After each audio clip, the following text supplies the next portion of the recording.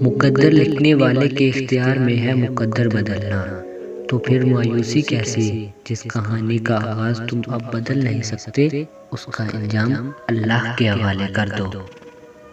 یہ زندگی اللہ تعالیٰ کی امانت ہے، ہم اپنی مرضی سے زندگی نہیں گزار سکتے۔ انسان کا اختیار نہ تو سانس پر ہے اور نہ ہی تقدیر پر، لیکن اللہ تعالیٰ کی مرضی میں اپنی مرضی شامل کر لی جائے تو زندگی میں راحت اور سکون شامل ہو جاتا ہے۔ کہ کبھی وہ دیکھ کر آزماتا ہے تاکہ دیکھ سکے کہ شکر کتنا کرتے ہو، اور کبھی وہ لے کر آزماتا ہے تاکہ دیکھ سکے وہ کہ صبر کتنا کرتے ہو۔ ابھی تمہیں لگ رہا ہوگا جیسے کوئی بھی چیز تمہیں خوش نہیں کر پائے گی، جیسے اب کبھی بھی زندگی کی طرف دوبارہ لوٹ کر نہیں آؤ گے، مگر یہ حقیقت نہیں ہے۔ تم ایسا اس لیے سوچتے ہو کیونکہ تم ابھی تکلیف میں ہو۔ یہ میری آزمائی ہوئی بات ہے کہ جب کسی دعا پر ہمارا دل اٹھ جاتا ہے اور ہم بہت دعائیں کرتے ہیں تو ایک لمحے عرصے بعد نا امید ہو کر نہیں بلکہ تھک کر وہ دعا کرنا چھوڑ دیتے ہیں، اور آپ کو ایک بات بتاؤں، تب وہ دعا قبول ہو جاتی ہے۔ بس کرنا یہ ہے کہ سر تسلیم خم کر دیں، مان جائیں، اس کی چھوڑ دیں ضد۔ وہ رب جب تک توفیق دے مانگتے رہیں، لیکن ایک وقت پر جب لگے کہ اب رک جانا چاہیے تو رک جائیں۔ آخر بھاگ کر جائیں گے بھی تو کہاں، اس کی رضا نہیں مانیں گے تو آپ کو آپ کی رضا میں تھکا دے گا، اور اگر اس کی مان جائیں گے تو وہ دنیا جہان کی ہر نعمت نصیب کر دے گا۔ اس کی مان کر ہی دعا قبول ہوگی، اس کی مان کر ہی سکون نصیب ہوگا، اس کی مان کر ہی سب ملے گا۔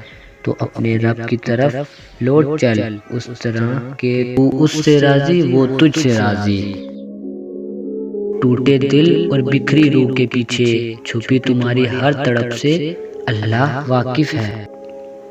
پھر پریشان نہیں کرتی زندگی کی ٹھوکریں ان کو جنہیں اللہ کا نام لے کر سنبھل جانے کی عادت ہو۔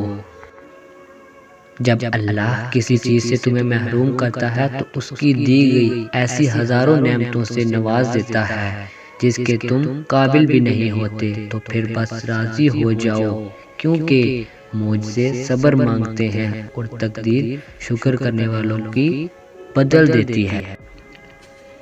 جب وہ کسی کام کے ہونے کا سوچ لیتا ہے تو وہ اس کام کے مکمل ہونے کا اشارہ کر دیتا ہے، بس پھر جو ممکن ہو اور جو ناممکن ہو سب ہو جاتا ہے، اور تمہارا رب بہترین خفیہ تدبیر کرنے والوں میں سے ہے۔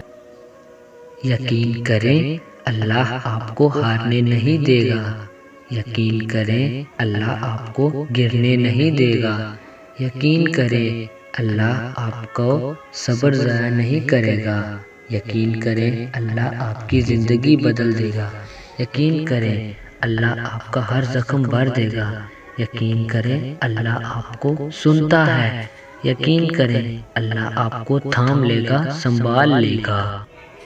پھر غم لے کر اس کے روبرو بیٹھو، یوں لگے گا جیسے اس ایک لمحے میں ہی زندگی سمٹ آئی ہے، جیسے وہ یہ سارا کارواں اس نے صرف اسی ایک لمحے کی تکمیل کے لیے چلا رکھا ہو کہ تھک جاؤ جب اس عارضی جہاں سے تو میری مستقل آغوش میں چھپ جاؤ۔